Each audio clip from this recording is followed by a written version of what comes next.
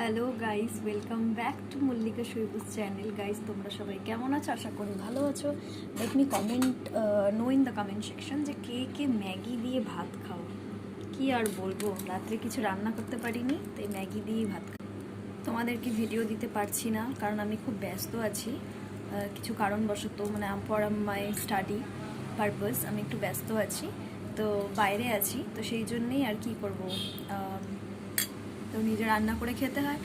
রাত্রিবেলায় আর কিছু রান্না করতে পারিনি, দেন এই ম্যাগি রান্না করে খেতে হচ্ছে। সো ইটস গুড, মানে যখন যেই পরিস্থিতিতে নিজেকে সামলে নিতে পারি।